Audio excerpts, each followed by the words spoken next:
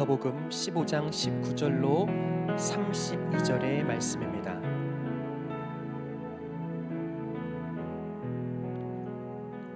교독하실 때 제가 먼저 읽겠습니다. 지금부터는 아버지의 아들이라 일컬음을 감당하지 못하겠나이다. 나를 품꾼의 하나로 보소서 하리라 하고,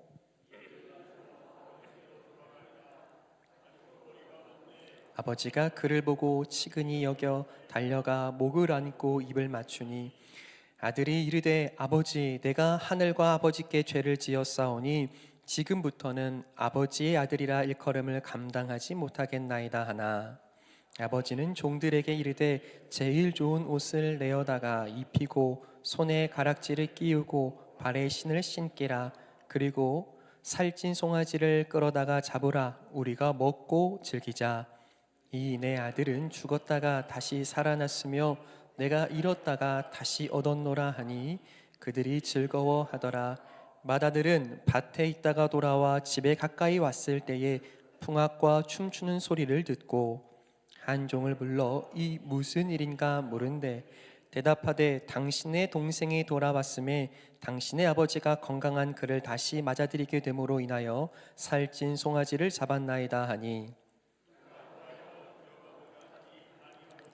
아버지가 나와서 권한대 아버지께 대답하여 이르되 내가 여러 해 아버지를 섬겨 명을 어김이 없거늘 내게는 염소 새끼라도 주어 나와 내 멋으로 즐기게 하신 일이 없더니 아버지의 살림을 창녀들과 함께 삼켜버린 이 아들이 돌아오매 이를 위하여 살찐 송아지를 잡으셨나이다.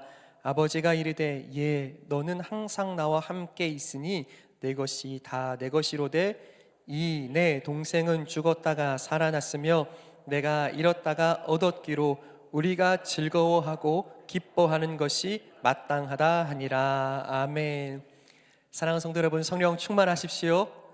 오늘도 우리의 굽은 마음과 삶을 새로운 안식 가운데 펴게 하시고 도우시고 돌보시는 하나님의 은혜가 이 다시 돌아온 주일 가운데 충만히 임하기를 간절히 소원합니다.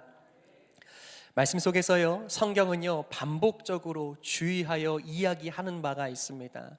특별히 성경이 끊임없이 계속하여 우리 마음 가운데 주시는 가르침이기도 합니다. 그것은 무엇에 관한 것이겠습니까? 다름 아닌 하나님과 우리가 어떤 관계에 있는가를 끊임없이 반복하여 설명하는 것이죠.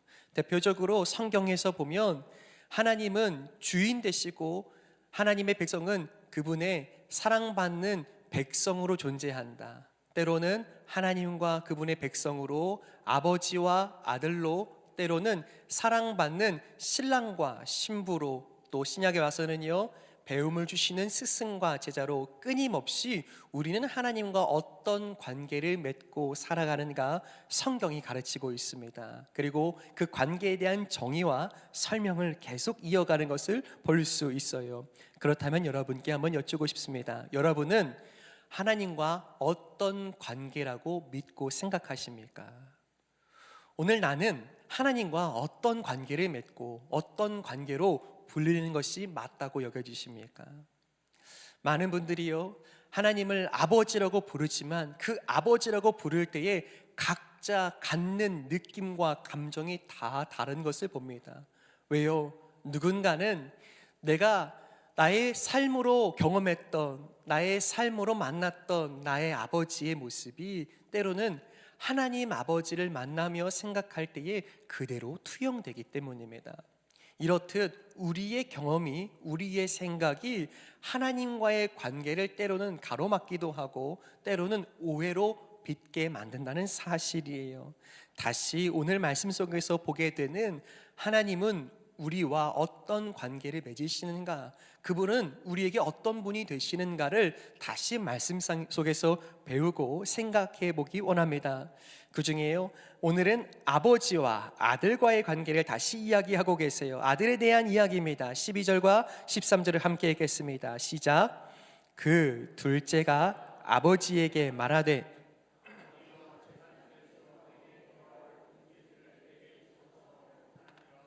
아버지가 그 살림을 각각 나눠 주었더니 그 후 며칠이 안 되어 둘째 아들이 재물을 다 모아가지고 먼 나라에 가 거기서 허랑방탕하여 그 재산을 낭비하더니. 아멘.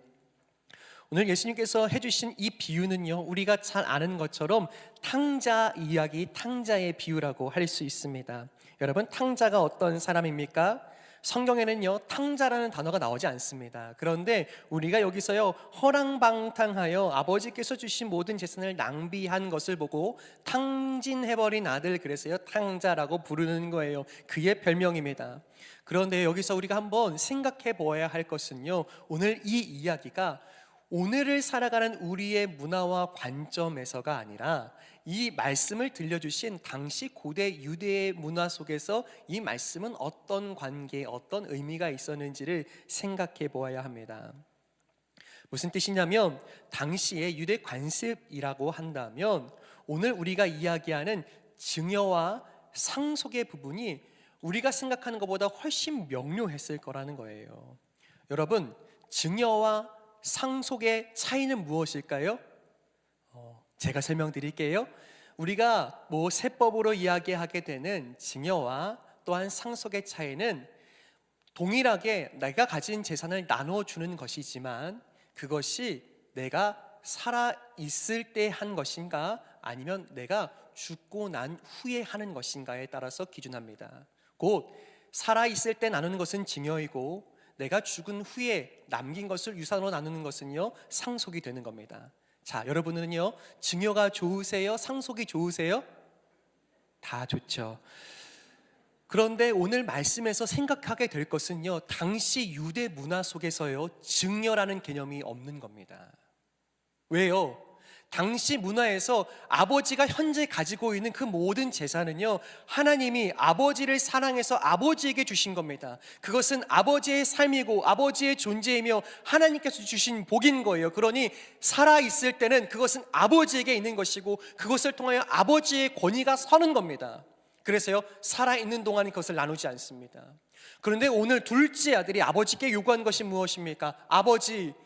아버지가 돌아가신 후에 돌아가야 할 나의 분깃, 나의 재산을 나누어 주십시오라고 말하고 있어요. 그것이 얼마나 가당치 않은 요구였는지 우리는 마음에 담아 보아야 합니다. 당시에요, 아버지의 죽음 이후에 유언이 실행될 때에만 아버지의 재산이 나눠졌습니다. 조금 더 설명해 보면 장자, 첫째 아들에게는요 2배가 돌아갔습니다. 그러니 아들이 둘이니까요 3분의 2는 첫째 아들에게, 또한 3분의 1은 둘째 아들에게 돌아갔을 것이라는 사실이에요. 그런데요, 오늘 아버지는요 그런 무리하고 아주 불경한 요구 속에서요 어쩌면 이 둘째 아들의 속내를 그대로 확인하게 되는 겁니다. 무엇을 확인하게 됩니까? 아버지, 저는 아버지보다, 오늘 내가 내 앞에 살아계시는 아버지보다 아버지가 속히 돌아가셔서 내가 그 재산을 빨리 받고 싶습니다. 조금 더 설명하고 덧붙여서 말하면 저는 아버지가 빨리 돌아가시면 좋겠습니다 라고 아버지 면전 앞에서 말하고 있는 겁니다. 또 이야기해보면 아버지 앞에서 내가 얻어야 할 나의 분깃을 미리 달라고 하면서 아버지의 사망 확인서를 지금 쓰고 있는 중인 거예요. 여러분들이셨다면 마음이 어땠겠습니까? 그저 성경 속의 이야기이기 때문에 그냥 그럴 수도 있지, 아버지가 받아줘야지, 참 철이 없구나 정도로 이 이야기를 받으면 되겠습니까? 그렇게 전혀 그 뜻을 헤아릴 수 없도록 극심한 모욕으로 아버지에게 수치를 주고 있는 둘째 아들은요 아버지에게 이미 큰 마음의 못을 박은 겁니다. 실제로요 이렇게 행했더라면 마을에서는요 그 아들에게 큰 징계와 매질 혹은요 돌을 던져서 그를 죽게 할지라도 괜찮다 여기는 것이 당시의 율법이었습니다. 그토록 아버지의 권위는, 아버지의 재산은, 아버지의 그 중심과 자존심은 무엇보다 중요하다고 당시의 문화가 인정했다는 사실입니다. 그런데 거기서 더 깊이 생각해 보게 되는 것은요 함께 읽으신 12절의 말씀에서요 아버지에게 재산 중에 내게 돌아올 분깃이라고 했을 때의 이 분깃은요, 그냥 재산, 소유를 의미하는 단어가 아닙니다. 원래 성경에서 여기서 분깃이라고 하는 이 단어는요, 정말 우리가 아까 이야기한 것처럼 아버지의 삶, 아버지의 생명을 의미하는 단어인 거예요. 그러니 지금 아들이 요구하는 것은 아버지 빨리 좀 돌아가십시오. 지금 저는 아버지와 함께하는 시간보다 그때 내가 누릴 재산이 훨씬 더 필요하고 중요합니다를 거듭 이야기하고 있는 이 무리하고 엄청나게 악한 요구 앞에서요, 아버지는 어떻게 합니까? 내어줍니다. 다시 한번 이 말씀 속에서요, 나누어 주었다고 표현하는데요, 이 나누어 줬다는 것은요, 그냥 차례차례 준다는 표현이 아니라요, 찢어 주었음을 의미합니다. 지금 무엇을 찢었습니까? 아버지의 마음을요. 무엇을 찢어주는 겁니까? 아버지의 생명을요. 아버지가 스스로 일구고 하나님 주셨다고 여겨지는 그 모든 복과 존재의 가치를 찢어 요구하는 그 아들에게 아버지가 찢어 나누어 준 겁니다. 사랑하는 여러분, 여러분께 여쭈겠습니다. 여러분들은요, 이 둘째 아들과 닮았습니까? 안 닮았습니까?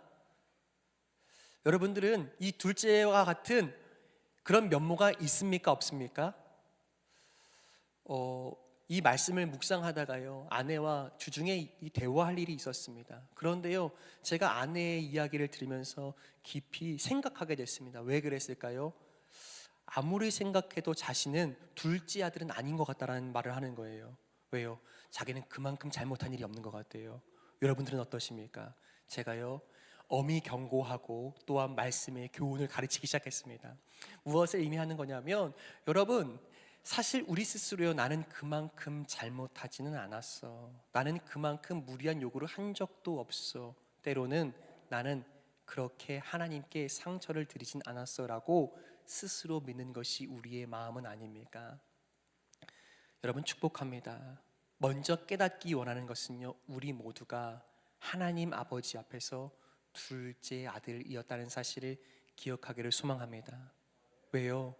우리가 그 하나님 앞에 그분의 마음에 얼마나 큰 못을 박았는지, 우리의 죄성과 악한 행실과 생각들이 얼마나 큰 아버지에게 슬픔과 고통이었는지를 우리가 깨닫지 않는다면, 마치 오늘 우리의 삶은 나는 저 정도로 악하지는 않지, 나는 저 정도로 잘못한 일은 없어, 마치 오늘 우리에게 허락된 아버지의 사랑과 찢어 나누어 주신 그분의 은혜가 마치 큰 가치가 없는 것처럼 여기게 되는 우리의 본성이 있다면, 사랑하는 여러분, 우리가 아버지의 마음에 큰 고통을 드렸던 둘째 아들이었음을 깨닫게 되시기를 간절히 소망합니다. 그렇다면 오늘 이 아들이 그렇게 허랑방탕하여 탕진하고 모든 것들이 잘못되어지고 또한 꺾이게 되었을 때에 돌아왔습니다. 그렇게 돌아온 탕자를 아버지가 받아준 것을 우리가 잘 압니다. 그럼 다시 한번 우린 질문해야죠. 여러분, 탕자가 돌아왔을 때에 아버지가 받아준 이유는 무엇입니까? 큰 정말 패역한 일을 행한 둘째 아들, 입에 담을 수 없는 악한 일을 범한 아버지의 마음에 갈기갈기 찢어놓은 그 악한 행실을 이미 이룬 그 아들을 아버지가 받아준 이유는 무엇이겠습니까? 우리는요, 여기서요, 그래도 둘째 아들이 회개하고 돌아왔잖아 라고 생각할 수 있습니다. 여러분, 맞아요? 틀려요? 다시 한번 하겠습니다. 여러분, 둘째 아들을 받아준 이유가 그래도 둘째 아들이 회개하고 돌아왔기 때문입니까? 아닙니까? 사실은요, 둘째 아들의 회개는요, 정당하고 온전한 회개가 아니었습니다. 어디에서 그것을 볼 수 있습니까? 19절의 말씀을 함께 읽겠습니다. 19절입니다. 시작. 지금부터는 아버지의 아들이라 일컬음을 감당하지 못하겠나이다. 나를 품꾼의 하나로 보소서 하리라 하고. 아멘. 여러분, 지금 먼저 아버지에게로 돌아가야겠다라고 첫 번째로 생각했던 때가 언제냐면, 둘째 아들이 이제는 모든 것을 탕진하고 당시에 부정한 동물이라서 가까이 취급하지 않았는데, 그럼에도 불구하고 생계를 위해서요 돼지를 치던 주인이 있었습니다. 그 주인에게 빌붙어서 돼지를 대신 쳐줄 테니 돼지가 먹는 주염 열매라도 나로 먹게 하십시오라고 해주셨던 그 요청이 거절되었을 때, 참담하고 배고프고 살 길이 막막한 생존의 갈림길에 섰을 때에 그가 처음으로 아버지를 떠올리는 거예요. 여러분, 그가 정말 아버지의 아픔과 슬픔과 고통을 헤아렸다고요? 아닙니다. 또한 함께 읽은 19절에서도 보면요, 이렇게 이야기하죠. 나를 품꾼의 하나로 보소서. 또다시 그가 아버지의 마음과 슬픔과 절망을, 얼마나 큰 상처를 드렸는가를 깨달아서가 아니라, 이제 내가 더 이상 일할 곳도 없고 나를 써주는 자가 없으니 아버지 집에는 품꾼들이 많지 않은가, 그 종이 하나가 되어서, 그 종 중에 하나가 되어서 내가 살리라고 하는 지극히 자기 중심적인 마음으로 아버지께 돌아갔다는 사실입니다. 사랑하는 여러분, 기억하십시오. 아버지가 둘째 아들을 받아준 이유는 둘째 아들의 회개와 회심이 있었기 때문이 아닙니다. 그저 아버지는 어떤 상황과 마음에서든 그 둘째 아들을 이미 사랑하기로 결정하셨던 아버지의 한없는 자비하심 때문인 줄 믿습니다. 누구에게 그렇다고요? 저와 여러분들에게요. 우리가 회개했다고, 내가 이제 믿지 않았냐고, 나는 십자가를 알고 믿는다고, 그러니 하나님이 나를 받아주셔야 했고 받아주셔야만 한다고 우리가 스스로 믿는다면, 하나님이 우리에게 어떤 은혜를 베푸셨는가, 우리는 과연 어떤 존재였고 어떤 마음으로 살던 사람인가, 그러니 때로는 우리 마음속에서요, 이제 신앙생활하고 살아가니 나는 둘째 아들은 아니지라고 생각하게 된다라고 한다면, 우리는 다시 기억해야 합니다. 우리가 회개했고 이제 우리가 믿어서가 아니라요, 그저 한없는 아버지의 자비하심이 둘째 아들을 용서한 것이고, 그분의 한결같은 사랑이 둘째 아들을 끊어놨음을 기억하시기를 예수님의 이름으로 축원합니다. 오늘 우리 하나님 아버지가요, 그런 사랑으로 우리를 끌어 안으십니다.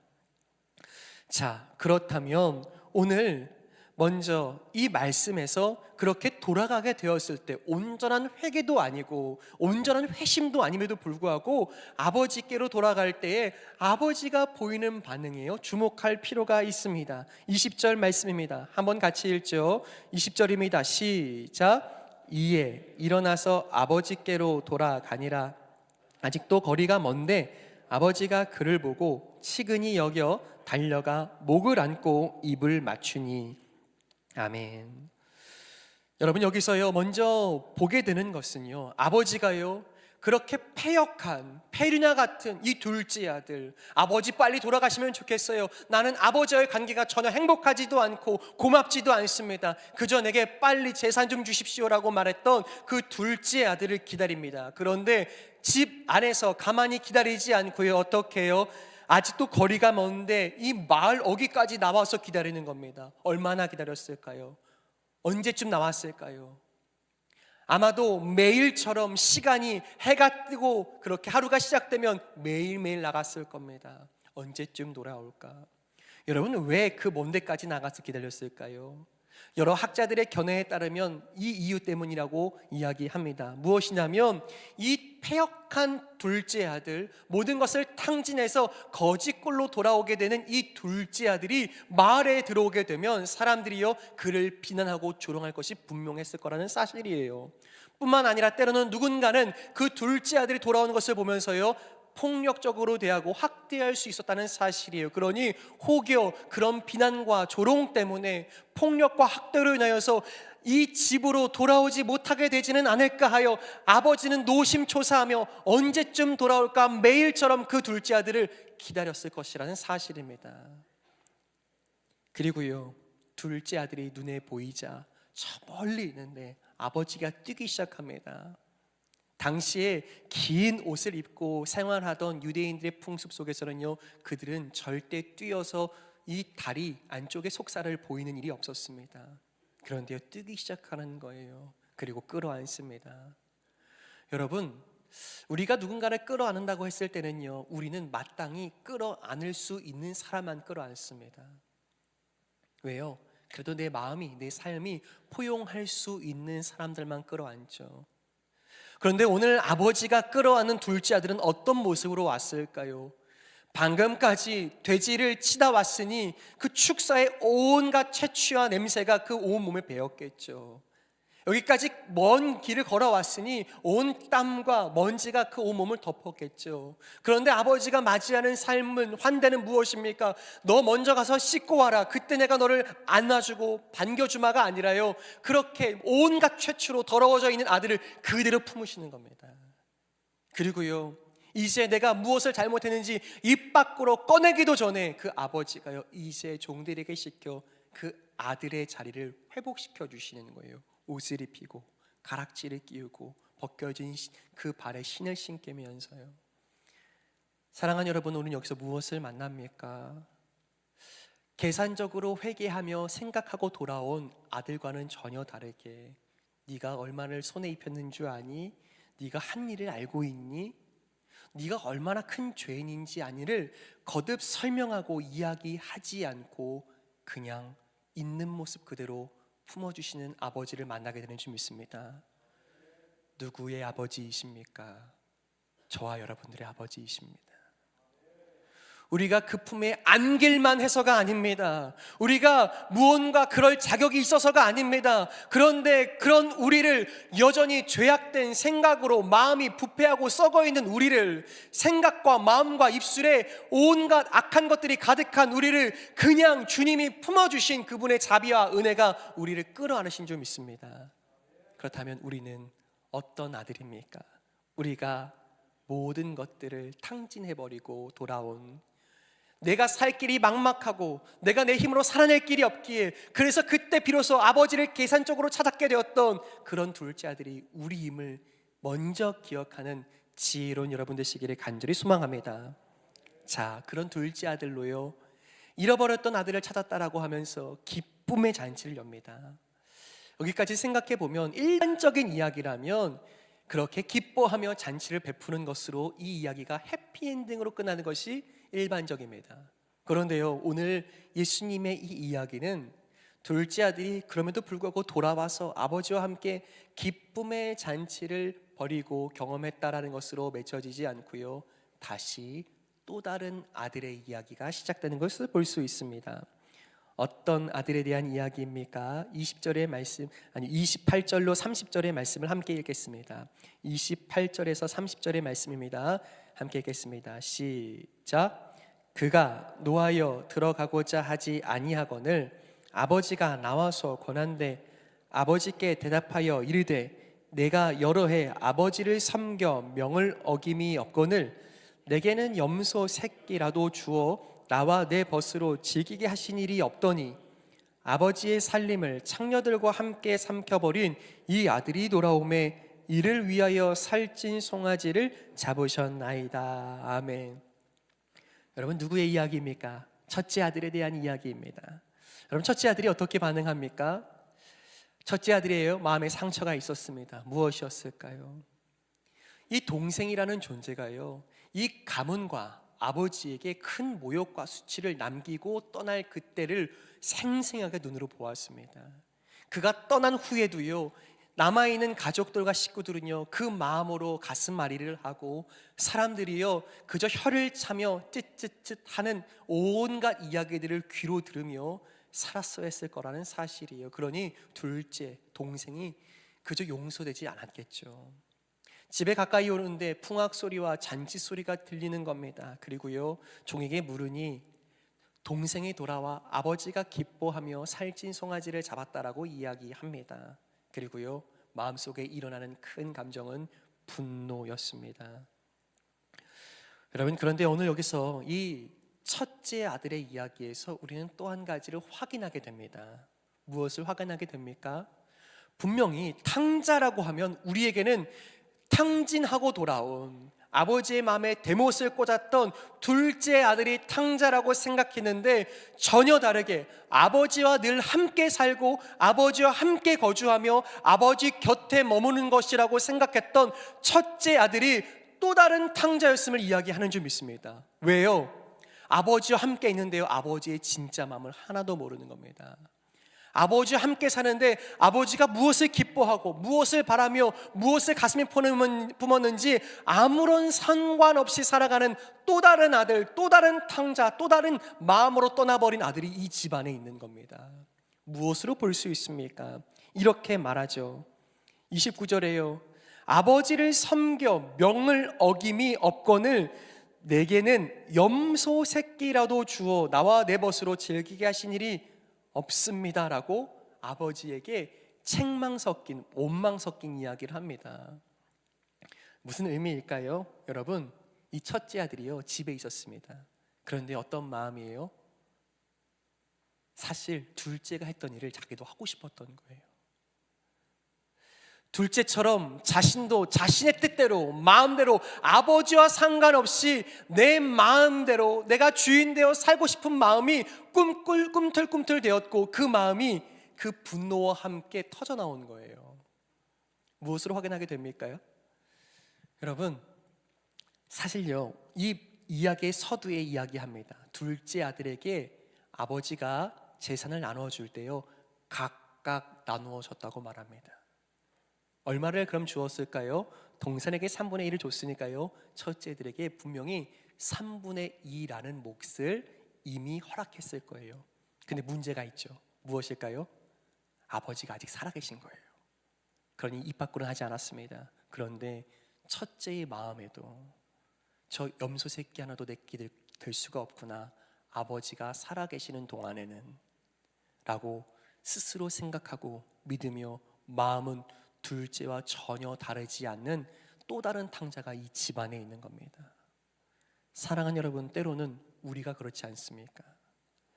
마치 하나님께 마땅히 요구하고 얻을 권리가 있는 것처럼, 하나님 내가 집안에 있었잖아요, 하나님 가까이 있었잖아요, 세상 사람들처럼 하나님 멀리 떠나지 않고 여기서 예배하고 기도하고 봉사하고 내가 헌신했는데 왜 내게 마땅히 주시지 않습니까? 요구하고 있고 이야기하고 있고 말로 하지 않지만 마음은 똑같은 탕자, 둘째 아들과 똑같은 또 다른 탕자가 우리가 아닙니까? 여러분, 그래서요, 우리는 이 말씀 속에서 배웁니다. 무엇을요? 여기서 아버지를 섬겨 명을 어김이 없거늘 이라는 이 그의 말 안에서요, 아버지를 아버지로 만나지 않고 무엇으로 만나고 있는 거예요? 주인과 종으로 만나고 있는 거예요. 내가 열심히 아버지를 위해서 일하는 이유는 아버지를 사랑해서가 아니라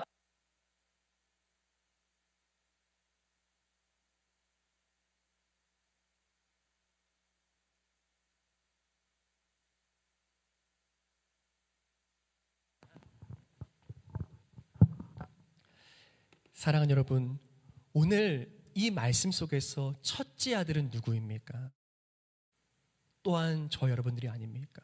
마치 구할만 하고 요구할만 해서 내가 이렇게 섬기고 아버지께 봉사하지 않았는가를 이야기하면서 살아내는 그런 첫째 아들, 마땅히 보상을 요구하는, 하나님을 섬기지 않았습니까? 라고 말하는 집안에 있는 첫째 아들이 저와 여러분들이 아닙니까? 여러분 기억하십시오. 이 말씀 안에서요, 첫째 아들의 면모와 둘째 아들의 면모가 우리 안에 있음을 기억하시기를 간절히 소망합니다.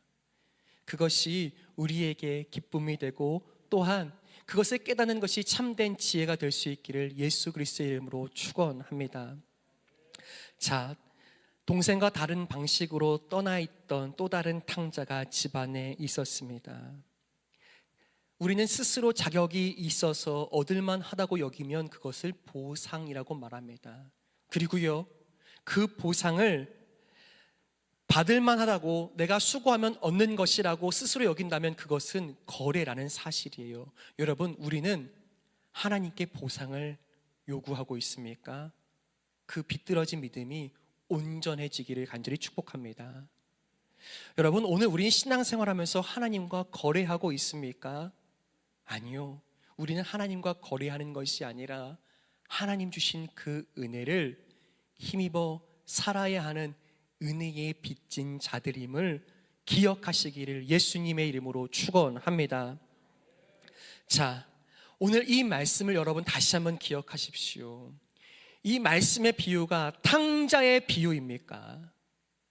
탕자의 비유라고 일컬어져도 괜찮겠습니까? 여러분, 그렇지 않습니다. 사실 이 말씀의 비유의 주인공은 첫째 아들도 아니요 둘째 아들도 아닙니다. 그러면 누구이겠습니까? 저를 한번 따라하시죠. 아버지. 누가 주인공이라고요? 아버지가 주인공이신 거예요. 왜요? 탕진해버린 것은 둘째 아들이 아닙니다. 더 크게 탕진해버린 사람이 있습니다. 누구입니까? 아버지입니다. 아버지는요, 재산을 탕진했죠. 왜요? 그 둘째 아들에게 줌으로써 탕진했습니다. 또한 탕진한 게 있습니다. 그렇게 분노하여서 잔치 안에 들어오지 않은 첫째 아들에게 또다시 밖으로 나가서 첫째 아들에게 권유하며 설득합니다. 이 잔치 안에 들어와 함께 기뻐하자고요. 여러분, 그것은요, 당시 아버지가 가지고 있었던 명예와 그의 체면을 상실하는 일이었습니다. 왜요? 아버지가 이 안에 있는데 아들을 찾기 위해서 밖으로 나간다고요. 그 모든 마을 사람들이 그것을 보면서, 그 장면을 보면서요, 아버지가 권위가 없다, 체면이 없다 말했을 겁니다. 그런데요, 아버지는 또다시 이 첫째 아들을 위해서도 자신의 명예, 자신의 체면을 아낌없이 허비합니다. 아버지가요, 우리를 위해서 주시는 것은요, 언제나 이유 있어서, 자격 있어서가 아니라 한없는 은혜와 자비하심으로 주신 것인 줄 믿습니다. 우리는 그것을 무엇이라고 말할까요? 저를 한번 따라할까요? 낭비. 무엇이라고요? 우리는 그것을 낭비라고 이야기합니다. 왜요? 자격이 없고 가치도 모르는 사람에게 주기 때문입니다. 오늘 이 말씀 속에서 깨닫게 되는 하나님은 어떤 분이십니까? 우리의 아버지는 어떤 분이십니까? 낭비하시는 아버지이신 거예요. 우리에게 그럴 만한, 받을 만한 자격도 없고 잘한 일도 없고 언제나 하나님께는 보상만을 요구하는 종이 되었으며 스스로 그 자리에서 하나님과 거래하기만을 원하는 우리의 마음속에서 둘째 아들과 같고 첫째 아들과 같은 우리의 내면을 아시는 하나님께서요, 아낌없이 그분의 사랑을, 그분의 은혜를, 그분의 자비하심을 허락하시는 거예요. 낭비는 누가 했습니까? 우리가요? 아니요, 하나님이 하셨죠. 사랑하는 여러분, 이 말씀 속에서 우리에게 얼마나 큰 낭비, 큰 허비를 하셨는가, 그 아버지가 얼마나 많은 것들을 잃고 그럼에도 불구하고 사랑하시는가, 이 사랑을 기억하게 되시기를 간절히 소망합니다. 자, 그 말씀이요, 신약에 넘어와서 이렇게 표현됩니다. 로마서 8장 32절입니다. 로마서 8장 32절을 함께 읽겠습니다. 로마서 8장 32절 함께 읽습니다. 시작.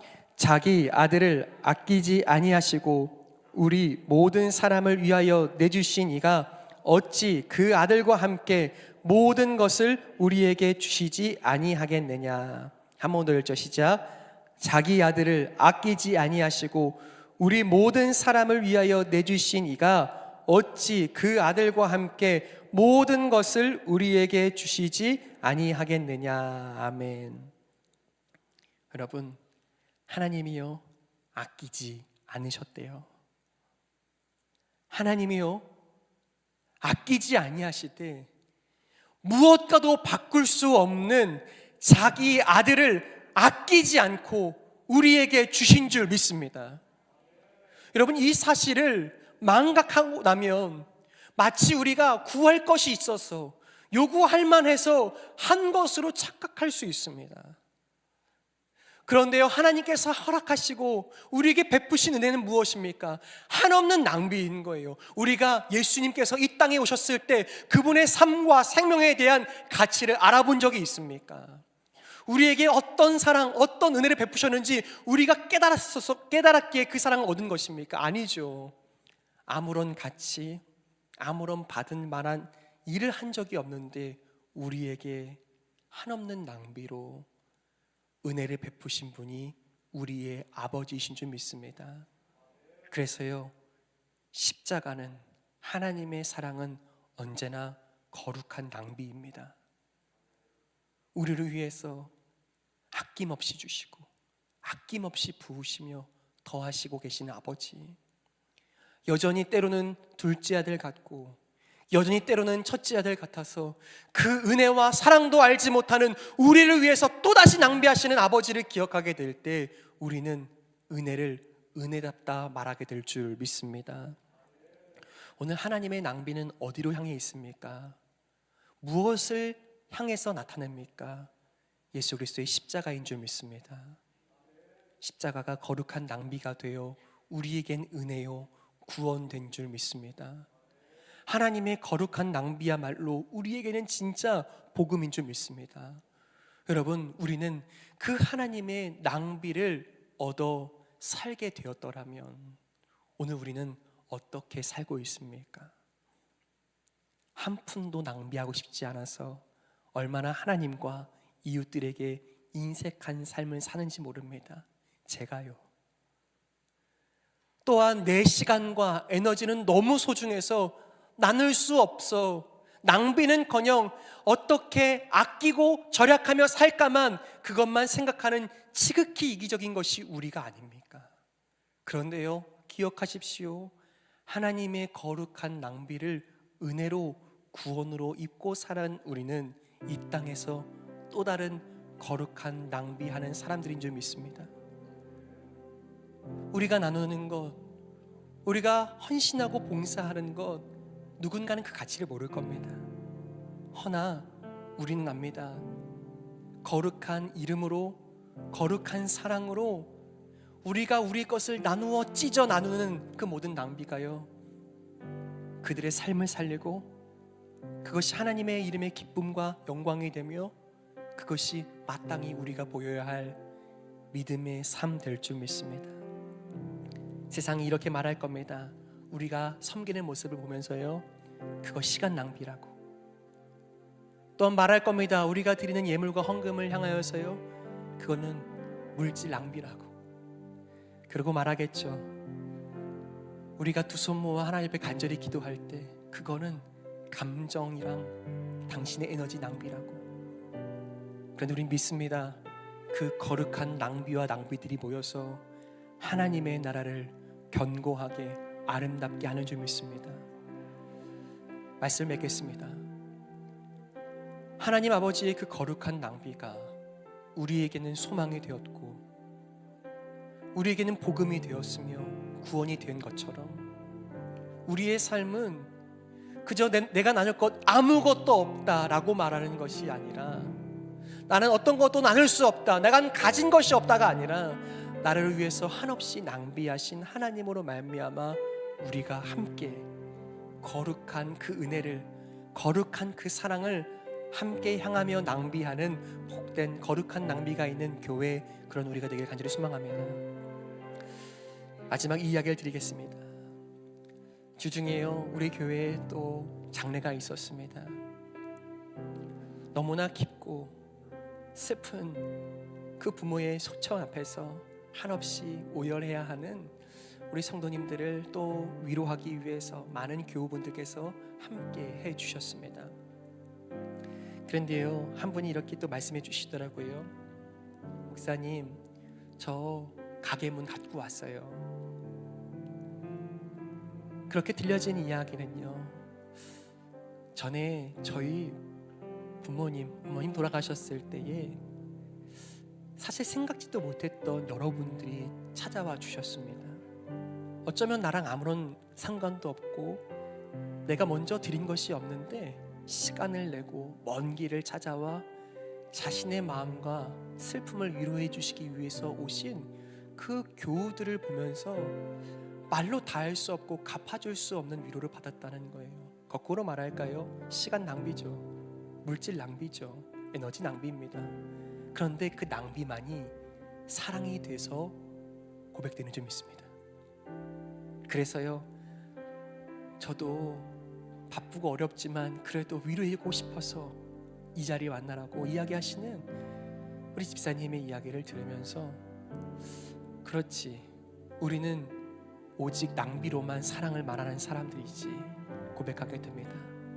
또 한 주간의 삶을 사시면서 거룩한 낭비로 아버지의 사랑을 이야기하는 우리 모두가 되길 축복합니다. 이 시간 찬양하면서 기도하면 좋겠는데요. 하나님, 내 삶에 예수님보다 귀한 것 없습니다.